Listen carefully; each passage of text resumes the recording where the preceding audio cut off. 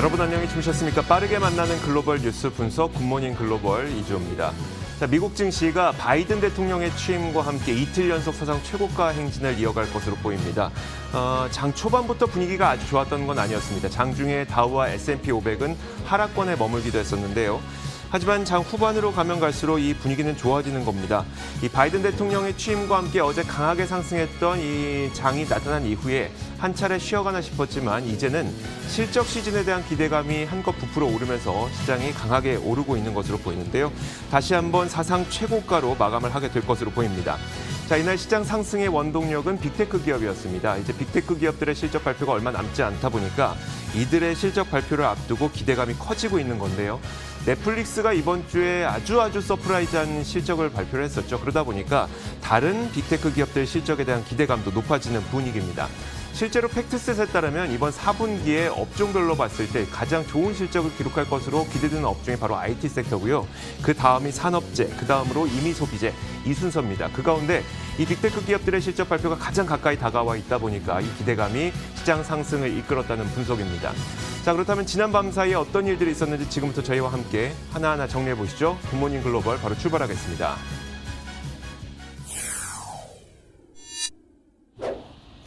네, 마감을 향해 달려가는 뉴욕 증시, 오늘도 저 엘라와 함께 시장 상황 확인해 보시죠. 엘라스 클로징 벨 나옵니다. 현지 시간 21일 주요 지수는 빅테크 기업들의 실적에 대한 기대감이 모아지면서 또다시 신고가 행진을 이어가고 있는데요. 먼저 이 시각 지수 움직임 다우지수부터 확인해 보겠습니다. 다우지수 현재 강보합 수준에 머물러 있는 모습이죠. 장중에 하락 전환하기도 했지만 지금은 상승 흐름을 유지하고 있습니다. 그러면서 31,220선 현재 지나가고 있습니다. 나스닥 지수는 계속해서 상승 탄력을 조금 키워간 모습인데요. 0.6% 가까운 상승입니다. 13,536선 현재 지나가고 있습니다. S&P 500 지수는 역시나 강보합 수준에 머무르면서 3,856선에 현재 거래가 되고 있습니다. 그렇게 상승폭이 크지는 않지만 그래도 3대 지수 모두 장중 신고가를 터치한 흐름인데요. 그렇다면 오늘 시장이 주목한 이슈 확인해 보겠습니다. 전일 바이든 대통령이 취임한 가운데 주요 지수가 사상 최고치로 급등하면서 새 정부에 대한 기대를 드러냈는데요. 특히나 부양책 기대감이 부각이 됐고 거기다가 코로나19를 더욱 효율적으로 대응하리라는 전망도 나왔습니다. 마스크와 백신 투약에 필요한 물품을 생산하는 방안을 추진 중이라고 전해지고 있는데요. 그러면서 바이든 행정부에 대한 기대감은 유지가 되고 있습니다. 오늘장 상승 재료였습니다. 오늘 발표된 경제 지표도 있었는데요. 전반적으로 양호했습니다. 지난주 실업보험 청구자 수가 전주보다 2만 6천 명 줄었습니다. 그러면서 90만 명을 기록했는데요. 예상치 92만 5천 명을 약간 하회하는 수준이었습니다.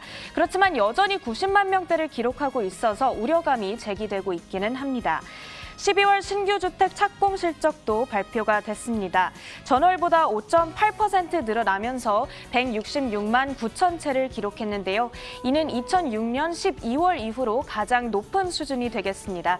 예상치였던 0.8% 증가도 훌쩍 넘어서는 수준이었습니다. 1월 필라델피아 연은지수 역시 전월 9.1에서 26.5로 급등했습니다. 전문가의 전망치였던 10.5도 큰 폭으로 상회하는 수준이었습니다. 그러나 한편 우려스러운 재료들도 좀 예상이 되고 있는데요. 팩트셋에 따르면 최근 S&P 500 지수 기업들의 예상 이익에 대비한 주가 수익 비율이 약 23배에 달한다고 합니다. 이 점이 2000년 닷컴 버블 당시에 육박하는 수준이라는 걱정의 목소리도 나오고 있다는 점 유의한 채 대응하셔야겠습니다. 그런 한편 오늘 유럽 중앙은행 ECB의 통화정책 회의도 이뤄졌는데요. 다소 매파적이었다는 평가가 나오고 있습니다. 즉 통화를 긴축시키겠다는 입장인 건데요. 오늘 성명서에서 팬데믹 긴급 메인 프로그램에 책정된 금액 전액을 사용하지 않을 수도 있다는 점을 밝히기도 했습니다. 이렇게 뉴욕 증시 마감 직전 주요 이슈 살펴봤습니다. 잠시 뒤 거래 마치고 돌아오겠습니다.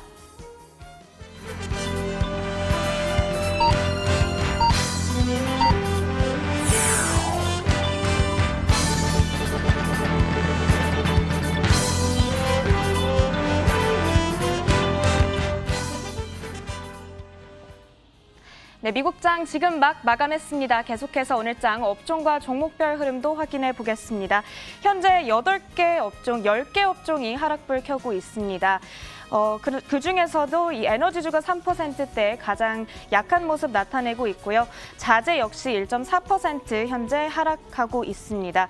기술주의 경우에는 오늘 빅테크 기업들의 실적에 대한 기대감이 모아졌다 그랬죠.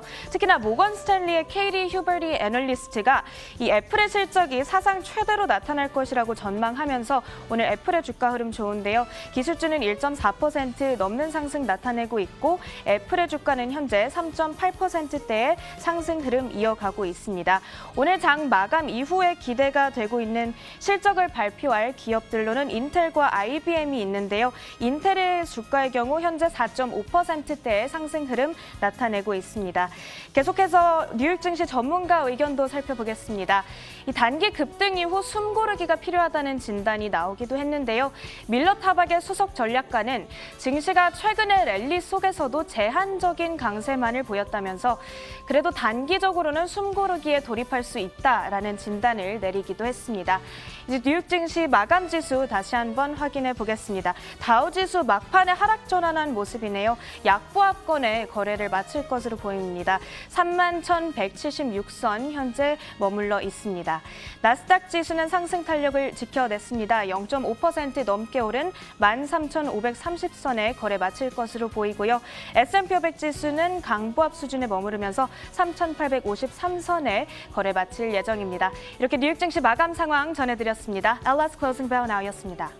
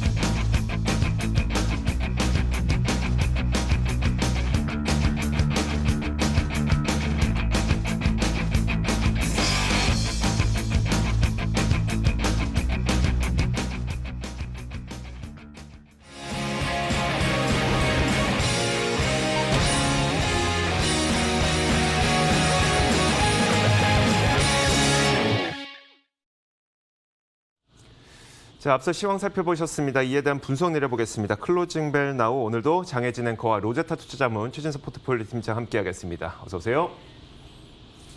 자, 먼저 미국 시장부터 한번 볼 텐데요. 팀장님, 미국 시장이 장 막판에 좀 좋은 분위기인 것 같다가 결국은 다우가 하락 반전한 채 마감이 됐네요. 미국 시장 한번 봐주세요. 네, 결국 좋았던 좀 심리와 경계 심리가 함께 좀 작용을 했다라고 보여지죠. 바이든이 이 직무를 공식적으로 좀 시작을 했습니다. 그러면서 코로나19 대응이라든지 추가 재정 부양이라든지 여기에 따른 경기 회복 등 이 새 정부에 대한 기대감은 좀 유지되고 있는 그런 상황입니다. 그러다 보니까 전반적으로 우호적인 투자 심리는 오늘도 유지됐다라고 보여지고요. 다만 이제 호실적이 좀 기대가 되면서 매기가 집중되고 있는 빅테크 위주의 좀 강세가 나타난 반면에 오히려 이제 에너지라든지 소재 등의 그동안 좀 좋았던 그런 업종 같은 경우에는 이런 경기 민감주에 대한 차익 실현 움직임에 오늘도 좀 피해를 받는 모습이 나와주고 있습니다. 그렇기 때문에 이에 따라서 지수 전체에 어떤 강한 추가 상승 모멘텀이 나오기보다는 지수는 좀 한 박자 쉬어가는 가운데 결국은 섹터별 장세가 오늘도 좀 펼쳐졌다라고 해석할 수 있을 것 같습니다. 자, 이런 가운데서도 나스닥 지수와 S&P 500 지수는 사상 최고가를 기록한 채 다시 한번 마감이 됐습니다. 자, 이어서 상품 선물 시장도 한번 보도록 하겠습니다. 오늘은 비트코인 가격부터 먼저 첫 번째로 볼 텐데요. 자, 비트코인이 강력한 매도세가 나오면서 암호화폐 시장이 전체적으로 봤을 때 거의 1,000억 달러가 사라지기도 했습니다. 장중 한때 비트코인의 가격은 10%가량 급락하기도 했었는데요. 지금은 좀 낙폭을 약간 줄이긴 했습니다만 그래도 여전히 매도세는 유지가 되고 있는 것으로 보입니다. 현재 비트코인의 가격은 8% 하락해서 32,000달러 선을 지나고 있습니다. 자, 이어서 금 가격도 한번 확인을 해보도록 하겠습니다. 자, 이날 금 가격은 소폭 상승을 했습니다. 강보합권에서 혼조세를 보였는데 바로 옆에 있는 차트에서 보시는 것처럼 상승 하락을 계속 반복하는 모습이었습니다. 자, 금의 경우에는 이틀 연속 급반등이 나왔죠. 그 이후에 일부 차익 실현이 나왔습니다. 여기에다가 반대편에서는 여전히 이제 새로운 정부에 대한 부양책 기대감이 계속 살아있다 보니까 금값의 상승 원동력으로 작용을 하게 됐고요. 이 두 가지가 상쇄되면서 강보합권 혼조세를 기록하고 있습니다. 현재 금값은 선물 시장에서 0.23% 오른 1,870.8달러를 기록하고 있습니다. 자, 이어서 국제 유가도 한번 보도록 하겠습니다. 유가는 약 0.4% 정도 하락했는데 이 미국의 원유 재고가 260만 배럴 증가한 것이 유가 하락의 가장 큰 원인이었습니다. 원래 시장에서 예상하기로는 약 120만 배럴 정도 감소할 것으로 예상을 했었는데 예상과 전혀 빗나간 이 원유 재고가 증가했다는 소식이 유가의 하락 요인으로 작용을 했습니다. 현재 선물 시장에서 0.38% 내리면서 WTI는 53.03달러를 지나고 있습니다. 자, 이렇게 상품 선물 시장 살펴봤습니다. 글로벌 외신 확인하도록 하겠습니다. 자, 첫 번째 소식부터 보겠습니다. 팀장님, 어떤 뉴스부터 볼까요? 네, 최근 며칠간 미국 증시에서 이른바 빅테크 기업들이 강세를 지속하고 있습니다.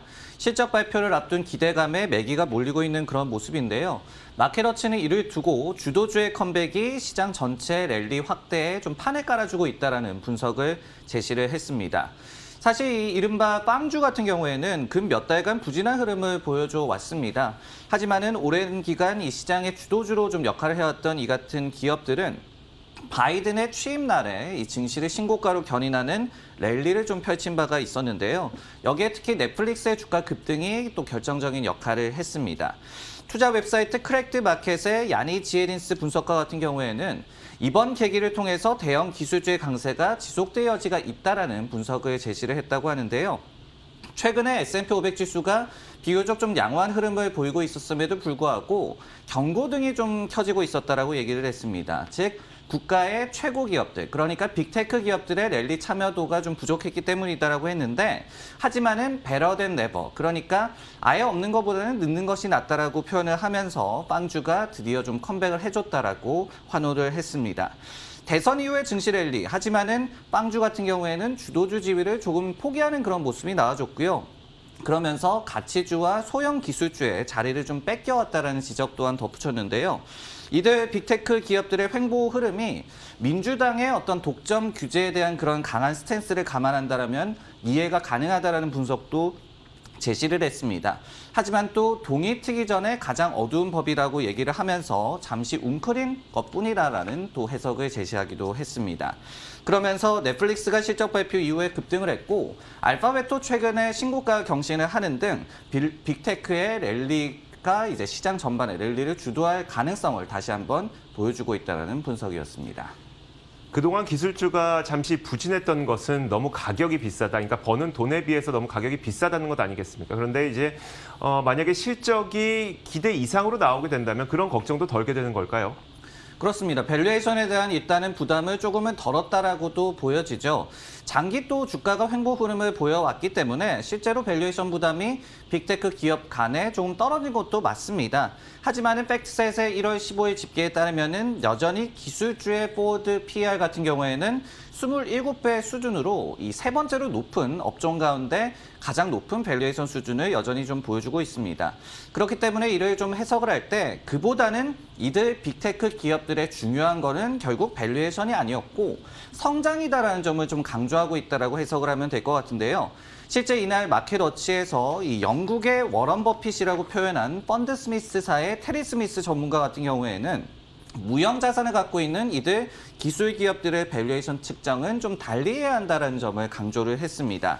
그는 자신의 좀 펀드 수익률이 호조를 보인 것이 약 한 29%에 달하는 기술주에 대한 높은 익스포저 덕분이다라는 지적, 그리고 지금은 이제 버블이 오고 있다라는 그런 경고에도 불구하고 무형 자산의 가치는 생각보다 클 수 있다라는 분석을 또 제시하기도 했습니다.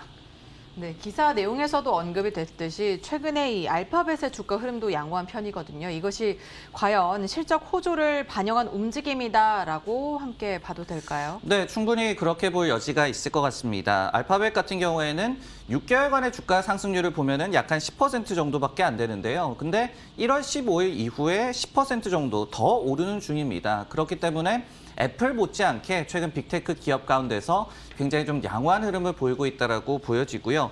시킹알파에 따르면 지난 3개월간의 EPS 전망치에 대한 상향 조정이 22건, 하향 조정이 2건에 불과했기 때문에 실적 기대감을 어느 정도 반영한 움직임이다라고도 볼 수가 있을 것 같습니다. 최근에 또 코엔 같은 경우에는 목표 주가를 1,900달러에서 2,200달러로 상향 조정을 했는데요. 광고주들이 구글 검색 엔진이 여전히 가장 효율적인 광고 수단이다라고 얘기하고 있다고 전했고요. 그리고 이제 광고주들 역시 유튜브에 대한 광고 예산을 확대할 뜻을 내비쳤다는 점을 강조를 했습니다. 네, 다음 뉴스는 이조 앵커의 픽입니다. 내용 확인해 보겠습니다. 자, 피터 부티지지 교통장관 후보자가 미국 상원의회 청문회에서 미국의 인프라가 반드시 개선돼야 된다라는 발언을 했습니다. 지금 제목에서 보시면은 인프라를 개선하기 위해서 휘발유의 세금을 올리는 방안을 고려할 것이다라는 그런 내용까지도 나오는데요. 그는 이 자리에서 미국의 인프라 개선을 위해서 해야 될 일이 많다면서 미국인들을 안전하게 할 뿐만 아니라 경제를 성장시킬 것이다 라고 덧붙였습니다. 부티지지는 여러분들도 아시겠지만 바이든과 대선 후보 자리를 놓고 경쟁을 펼쳐왔었던 인물이죠. 바이든 대통령은 그를 교통장관으로 지명을 했습니다. 이제 앞으로 그는 교통장관으로서 항공과 도로, 그리고 파이프라인과 대중교통, 수송 이런 것들을 총괄하게 되는 그 인물이 되는데요. 미국은 인프라가 노후된 것으로 아주 유명하죠. 영화 속에 등장하는 미국의 지하철만 보더라도 그거 상당히 좀 지저분하고 노후됐다는 것을 알 수가 있습니다. 이것이 바로 현실인데 인프라 투자에 대한 필요성은 원래 있었습니다. 그래서 2019년 4월에 트럼프 대통령과 민주당은 향후 10년 이상 2조 달러의 돈을 들여서 인프라를 개선하기로 합의를 했었는데 사실 그 이후 트럼프 행정부의 어떠한 추가적인 조치가 존재하지 않았습니다. 다시 말해서 트럼프 행정부에서 인프라 개선은 전혀 우선순위가 아니었다는 거죠. 하지만 바이든 대통령은 지난주에 오는 2월 의회에 역사적으로 유례없는 인프라와 클린 에너지 투자를 요구할 것이라고 밝히기도 했는데요. 그만큼 인프라 투자 그리고 인프라 개선 여기에 대한 기대감이 조금씩 커지고 있는 것으로 보입니다. 팀장님, 일단 그 트럼프 행정부에선 볼 수 없었던 인프라 투자를 과연 바이든 행정부에선 볼 수 있을까 싶기도 하면서 산업재와 소재가 또 직접적으로 관련되지 않았겠습니까? 그들이 좀 잘 가게 될까요? 바이든의 이 대선 공약 중에 살펴보면은 총 10년간의 1조 3천억 달러의 인프라 투자를 하겠다라는 내용이 포함이 되어 있습니다. 근데 여기에 내용을 좀 들여다보면은 고속도로 그리고 도로 및 교량 복원, 철도를 포함한 운송 산업에 대한 투자, 그리고 제접 부활에 4천억 달러를 투입한다라는 내용 등이 포함이 되어 있습니다. 그렇기 때문에 당연히 좀 연관이 있는 산업재 등의 관련주가 움직일 가능성을 좀 염두를 해봐야 될 것 같은데요. 다만 이제 한 두 가지 정도의 또 시사점도 있을 것 같습니다.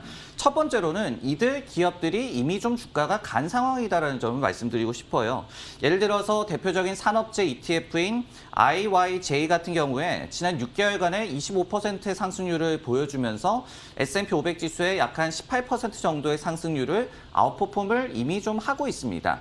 그리고 두 번째로 이 바이든의 인프라 투자 내용 중을 좀 들여다보면은 5G와 그리고 인공지능 등의 미래 산업에 대한 지원도 여기에 포함이 되어 있습니다. 즉 우리가 인프라 투자라고 했을 때 꼭 도로를 깔고 철도를 개선하고 이런 것들이 아니라 미래 산업에 대한 투자 역시도 인프라 투자에 포함될 수 있다는 점도 생각을 해봐야 될 것 같습니다. 자, 이어서 장혜진 앵커가 꼽은 뉴스도 확인하겠습니다. 어떤 소식일까요? 네, 새 비트코인 랠리가 펼쳐지면서 시장에서 뜨거운 관심을 받았었는데요. 최근에는 좀 지지부진한 흐름을 보이고 있지만 연초에 이 4만 달러 선을 돌파하면서 비트코인의 상승세는 가파르게 오르는 것을 확인할 수 있었습니다. 자, 오늘 상황은 현재 8% 넘게 하락하면서 3만 2천 달러 선을 지켜내지 못하고 3만 1,900달러 선으로 내려왔습니다. 자, 이런 비트코인을 두고 기준으로 8조 7천억 달러의 자산을 다루는 세계 최대 자산운용사 블랙록이 자사의 펀드에 비트코인 선물을 편입시키려 했다는 소식이 전해지고 있습니다. 자, 외신에 따르면 블랙록은 미국 증권거래위원회에 제출한 펀드 서류에서 비트코인 선물을 투자 가능한 자산에 포함을 시켰는데요. 해당 펀드는 BlackRock Strategic Income Opportunities와 BlackRock Global Allocation Fund 이 두 개의 상품입니다. 자, 이번 조치는 블랙록이 처음으로 고객들을 가상화폐에 노출시키는 것이라서 또 주목이 되고 있는데요. 비트코인의 영역을 시험하기 위한 것으로 보인다라는 그런 분석입니다.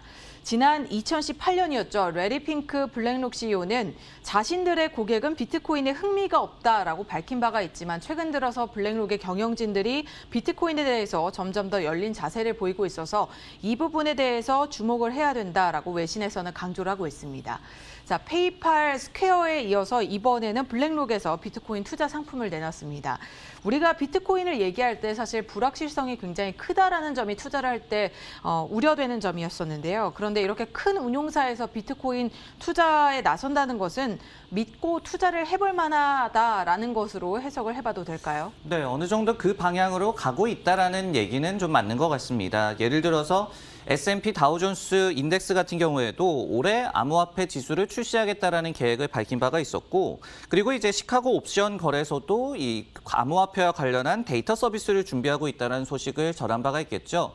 이런 것과 이제 마찬가지로 이번에 블랙록의 결정 같은 경우에도 비트코인 시장의 저변이 넓혀지는 것, 그리고 투자자들이 신뢰성 있는 이 데이터를 더욱더 좀 트래킹을 하는 것이 가능해진다. 이 측면에서는 충분히 좀 긍정적으로 볼 여지가 있는 것 같습니다.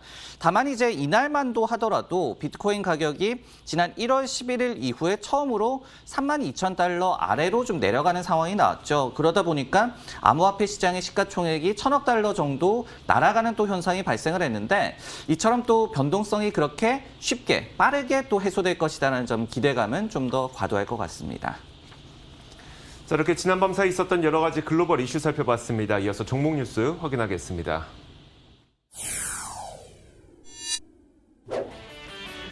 오늘의 종목 뉴스입니다. 유나이티드 항공이 암울한 항공 수요 전망에 하락했습니다. 전반적인 항공주의 부진도 야기했습니다. 자, 아마존이 뱅크 오브 아메리카에서 이 목표가 4,000달러를 제시하면서 간밤 움직임을 보였습니다. 웹 서비스가 성장 동력이라고 전망했습니다. 마지막으로 모건 스탠리가 애플을 두고 지난 4분기 실적이 기대 이상의 서프라이즈일 가능성이 있다고 제시했습니다.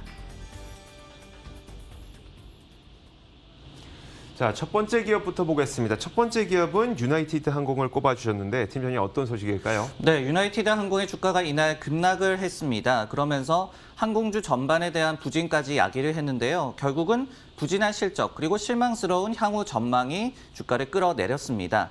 전일장 마감 이후에 UAL이 지난 분기에 19억 달러의 손실을 냈다라고 발표를 했는데요. 유나이티드 항공 같은 경우에는 이처럼 4분기 연속 또 분기 손실을 내고 말았습니다. 팩트셋에 따르면 연간 손실도 70.7억 달러로 지난 2005년 이후에 최대 수준이었다라고 하는데요. 그리고 이제 실적보다도 더욱더 좀 실망스러웠던 점은 가이던스였습니다. 유나이티드 항공 측에서는 올해 1분기 매출이 19년 대비, 그러니까 팬데믹 이전 수준 대비해서 65에서 70% 여전히 낮은 수준을 전망하고 있다라고 밝혔습니다. 유나이티드의 이 CEO 같은 경우에는 본격적인 항공 여객 수요의 회복이 나오기 위해서는 매우 많은 사람들, critical mass people이라고 표현을 했는데요. 매우 많은 사람들이 백신 접종을 마쳐야 함을 좀 강조를 했습니다. 그리고 이제 봄께 손익분기에 도달할 것으로 예측했던 델타 항공과는 달리 유나이티드 항공은 현금 소진을 멈출 시점에 대해서도 아직까지 전망하기가 불확실하다라고 밝혔습니다. 다만 사측에서는 이 장기 여행 수요에 대한 전망은 긍정적으로 제시를 했는데요. 오는 2023년쯤에는 팬데믹 이전 수준의 이 마진을 더욱더 뛰어넘을 것이다라는 전망 또한 제시를 했습니다. 이런 부정적 업황 때문인지 업황에 대한 전망 때문인지 항공주들이 전반적으로 부진했는데 백신 보급되고 있지 않습니까? 그럼에도 불구하고 여행 수요는 좀 뒤늦게 회복될 것이라는 그런 이야기일까요?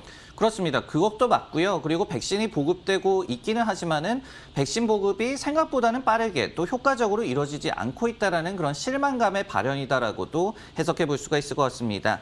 이날 항공주의 대표적인 ETF인 JETS 같은 경우에 약간 2% 정도 급락을 했는데요. 미국의 3대 항공사인 아메리카 항공과 델타 모두 다 2% 정도씩 장중에 또 하락 흐름을 보여주기도 했습니다. 다만 이제 사우스웨스트 항공 같은 경우에는 낙폭이 상대적으로 적었거든요. 이 기업 같은 경우에는 그래도 주요 항공사 가운데서 재정 상황이 가장 좀 견고하다. 그리고 국내선 위주라는 또 차이점이 있습니다. 네, 항공 여객 수요 본격 회복 시점을 참 가늠하기 어려운데요. 그런 가운데 월가에서는 이 업종에 대해서 어떤 투자 의견을 내놓고 있나요? 네, 마침 이 월스트리트저널에서 관련된 기사가 나왔습니다. 좀 내용을 설명을 드리자면요. 델타 항공의 전망처럼 올 여름쯤에 이제 억눌린 펜트업 수요라고 얘기를 하죠. 억눌린 항공 여객 수요가 발현이 될 것이다. 그렇기 때문에 여름에 이 실적 그리고 성적표가 항공주의 키가 될 것이고 그리고 투자 판단을 할 때도 결국은 이 같은 여름에 대해서 어떻게 바라보느냐가 가장 중요할 것이다라는 그런 시사점을 남기는 그런 내용이었습니다. 실제로 제프리스라는 IB에 따르면요. 2019년도에 비행기 여행을 했던 미국인들의 80%가 올해 탑승 계획이 다시 한번 있다라고 응답을 했다라고 합니다. 그러면서 대부분이 여름에 비행기 여행을 계획하고 있는 것으로 나타났습니다. 스티펠이라는 IB에서는 이 같은 전망을 반영해서 최근 억눌린 수요 로직이 지금 항공주를 매수해야 할 이유다라고 얘기를 했고요. 지난 석 달간 항공주 전반이 25% 정도 상승을 또 했기 때문에 더 이상 또 박앤세일이 아니다라는 분석을 제시하기도 했습니다. 네, 다음 종목 뉴스는 이조 앵커의 픽입니다. 내용 확인해 보겠습니다. 자, 이날 뱅크 오브 아메리카에서 아마존의 목표 주가를 $4,000로 상향 조정했습니다. 클라우드 서비스가 올해도 성장 동력이 될 것이란 전망으로 이런 결정을 내린 건데요. 뱅크 오브 아메리카의 기존 아마존에 대한 목표 주가는 $3,650 정도 선이었습니다. 여기에서 10% 넘는 10%가량의 이 목표 주가를 높이면서 $4,000를 제시를 했습니다. 뱅크 오브 아메리카에서는 이제 작년 이커머스 시장에 큰 성장이 있었지만 여전히 침투율은 20%밖에 되지 않는다고 얘기를 했는데요. 그러면서 여전히 초기 단계다. 다시 말하자면 아직도 시작이다, 이제 시작이다 이렇게 얘기를 한 겁니다. 최근 아마존의 주가는 상당히 부진했습니다. 기술주들이 지난 4분기에 상당히 잘 갔던 것에 비해서 아마존은 같은 기간 동안 오히려 6% 정도 하락했었는데요. 그랬던 이유는 지난 여름 이후 이커머스 시장의 성장 속도가 좀 둔화될 수 있다는 우려와 반독점 규제에 대한 우려 때문이었습니다. 하지만 아마존 웹 서비스, 이 AWS라고 부르는 아마존 웹 서비스, 즉 클라우드 서비스가 올해도 큰 성장 동력이 될 것이기 때문에 아마존의 목표 주가를 상향 조정한다고 그 이유를 밝힌 건데요. 특히 여러분들도 이제 뉴스 많이 보셨겠지만 작년 하반기와 또 가을과 겨울 들어서서 아마존은 지역에 곳곳에 배송 거점들을 상당히 많이 만들었습니다. 인력도 많이 고용을 했고요. 이런 것들이 신규 서비스와 신제품이 런칭될 때 큰 도움이 될 것이라고 분석을 하면서 아마존에 대해서 뱅크 오브 아메리카는 4분기 실적은 그냥 시장 컨센서스만큼 나오겠지만 이제 그 현금 지급액, 미국인들에게 지원되는 부양책 가운데 하나죠. 현금이 지급된다면 1분기 정도에는 기대 이상의 서프라이즈한 결과가 실적이 나올 수 있을 것이다. 이런 식으로 시나리오를 짜기도 했습니다. 팀장님, 꽤 오랫동안 아마존이 쉬어갔었거든요. 본격적인 반등이 가능할까 싶기도 하고요. 월가에서 어떻게 보고 있을까요? 네, 지금 보면은 뱅크 오브 아메리카의 코멘트 중에 또 하나 이 중요한 내용이 기고 효과를 겪겠지만은 투자 매력도가 여전히 높다라는 그런 얘기입니다. 저희가 이제 넷플릭스 실적을 보면서도 느꼈지만은 팬데믹 아무리 수혜주라고 하더라도 어느 정도의 효과가 단번에 이제 꺼지는 것이 아니라 어느 정도의 효과는 좀 이어질 것이다. 트렌드는 이어진다는 점을 확인해 본 바가 있었죠. 그렇기 때문에 아마존에도 비슷한 상황이 전개될 것이다라는 그런 분석이었는데요. 투자 의견을 좀 살펴보면요. 마켓비트에 따르면은 30일 전에 비해서 매수 의견을 오히려 하나 줄었습니다. 47개고요. 다만 이제 보유 의견도 하나 줄었고 이제 매도 의견은 아직까지 하나도 나오지 않고 있기 때문에 그다지 큰 의미는 없는 것 같고요. 하지만 이제 아마존에 대해서 목표 주가가 최근에 꾸준히 좀 상향 추세를 보여주고 있습니다. $3,657로 30일 전에 $3,591 대비해서 높아진 상황이고요. 마켓워치에서 집계를 하기로는 아마존에 대한 목표 주가를 주요 IB에서 $3,837로 제시를 하고 있습니다. 자, 이렇게 아마존까지 봤습니다. 이어서 장혜진 앵커가 꼽은 종목도 보겠습니다. 어떤 기업일까요? 네, 실적 시즌을 맞아서 많은 기업들이 성적표를 내놓고 있고 앞으로도 발표할 예정인 가운데 애플의 실적 전망치를 두고 충분히 낙관적이지 못하다라는 분석이 제기가 됐습니다. 자, 모건 스탠리의 KT 후버리 전문가는 이 투자자들이 애플이 곧 발표하게 될 현지 시간으로는 26일이고요. 이게 우리 한국 시간으로는 27일이 될 텐데 이날 발표하게 될 지난 4분기 실적에 대해서 충분히 긍정적으로 바라보고 있지 않다고 말을 했습니다. 자, 애플의 연휴 시즌 분기 매출 컨센서스는 1,025억 달러로 예상이 되고 있는 가운데 자, 이 분석가는 지난해 하반기 실적 발표를 앞두고 장밋빛 전망을 예고했습니다. 자, 그녀는 강한 아이폰 12 매출에 힘입어서 애플이 1,082억 달러의 매출을 발표할 것으로 예상하면서 컨센서스를 훌쩍 웃도는 그런 수치를 제시했고요. 애플의 목표 주가를 기존의 144달러에서 152달러로 상향 조정을 했습니다. 또한 EPS죠. 이 주당 순이익은 팩트셋에 따른 전망치 1.41달러보다 높은 1.5달러를 제시했는데요. 그녀는 아이폰 12가 지난 5년 중 애플의 가장 성공적인 제품 출시였다면서 이로 인해서 매출은 우리가 생각한 것보다 더 크게 올랐을 것이라고 설명을 했습니다. 또한 중국에서 화웨이를 쓰다가 애플로 전환한 이런 고객들의 비율이 15개월 내 최고치에 달했다면서 애플의 어닝 서프라이즈를 다시 한번 확신을 했는데요. 자, 이런 모건 스탠리의 의견도 확인을 해봤지만 애플과 관련해서 어떤 실적들이 나올지 월가 의견도 체크를 해봐야 될 것 같습니다. 간략하게 설명을 해주시죠. 네, 시킹 알파에서 집계를 하는 것에 기준을 한다면은 최근에 3개월간의 EPS 전망치에 대한 상향 조정이 26건, 그리고 하향 조정이 12건으로 나타나고 있습니다. 전반적으로 좀 긍정적인 전망이고, 그리고 전망치도 조금씩 높아지고 있음을 저희가 알 수가 있는데요. 그리고 이제 12월 결산 분기에 호실적이 기대된다라는 말은 즉 아이폰 12가 연말에 얼마나 잘 팔렸나에 좀 따라서 좌우가 될 것 같습니다. 관련해서는 최근에 물론 애플 같은 경우에는 애플카에 대한 관심으로 좀 시장이 집중을 하고는 있지만은 아이폰 12 판매와 관련해서도 긍정론이 많이 제시된 바가 있었습니다. 예를 들어서 웨드부시에서는 연말 성수기에 아이폰 12의 수요가 매우 강력했었다라고 분석을 했고요. 그리고 크레딧 스위스도 당초에 연말에 미국 아이폰 12 프로에 대한 대기 시간이 증가했다. 그만큼 수요가 굉장히 강력했다라고 확인을 한 바가 있었습니다. 자, 이렇게 지난밤 사이 있었던 글로벌 뉴스와 함께 종목 뉴스까지 살펴봤습니다. 오늘도 장혜진 앵커와 로제타 투자자문 최진석 포트폴리오 팀장 함께했습니다. 고맙습니다.